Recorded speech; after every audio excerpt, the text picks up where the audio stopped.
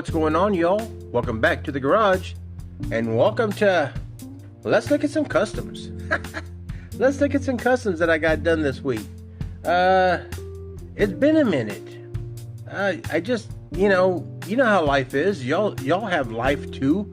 Sometimes it just comes at you hard and stresses you out, and it just makes you not well, and you lose that spark. And I lost it for a little bit. I didn't want anything to do with cars. I didn't want anything to do with doing customs. But this last week, I've been away from my regular store. I've been helping out at another store and meeting new friends. And cheese and crackers, if that creative spark didn't come back, that love of life.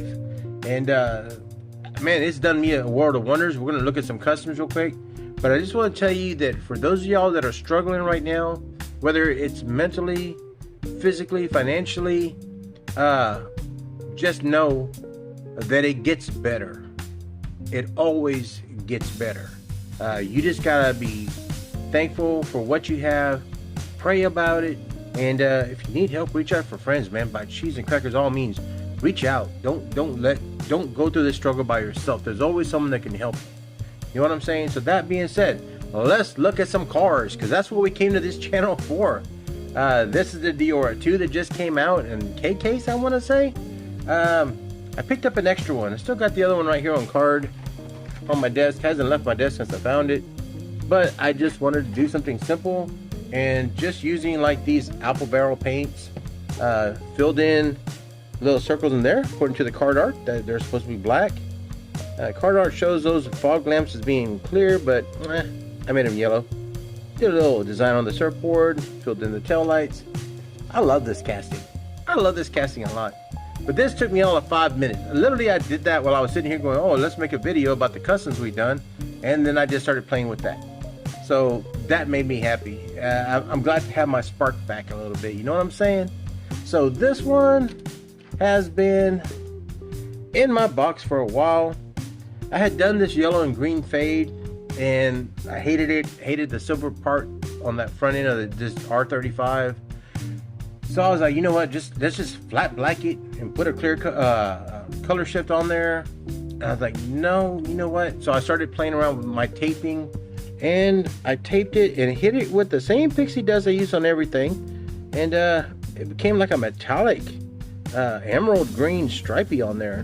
And I think the striping came out pretty nice. I bronzed out that front end there on the air dam. Tail lights were already done. But I just thought this thing turned out pretty good when I was just going to strip it and flat black it and call it a day. Because I was tired of looking at it. Because I was so frustrated, because you can see all those black spots up there. And that is literally casting problems that I didn't see. I cleaned it real good, hit it with the SOS pad and everything, alcohol wiped it. It didn't look like that until I hit it with the paint, and it started filling in those little tiny micro gaps, and then it started looking dirty and gross, and I put it away for about a year. But happy accidents, and now I'm pretty happy with this car. I like it, and I like it a lot. I'm not gonna lie. It's been a minute. I haven't even signed it because I was just gonna strip it, but I don't even mind the silver front end that I put there on the R35. I like it. So she's a keeper, and she won't get stripped. I like it. She's got a second chance. This 64 Chevelle. I've been talking about doing a custom on this one for a while. This one was red with the white stripe that I keep buying for whatever reason. Probably have about 10 of them now. But this one right here is one that came from the 53rd series. One of the first ones I tried to do a custom on. Will swapped it and everything. And I know this one's been here for a while because I was still using JB Weld. So, yeah, tires are too big on it, y'all. But this one, not bad. I kind of like how it turned out. I like this titanium blue.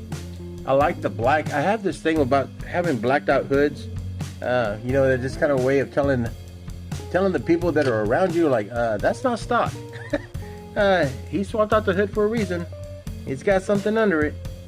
But I thought it turned out pretty good. Still a little touch-up needed, but for right now, pretty dang good. I like it. I like it a lot. And then did this 86 Monte Carlo. This was one that came in one of those bags from my mom. Pretty beat up.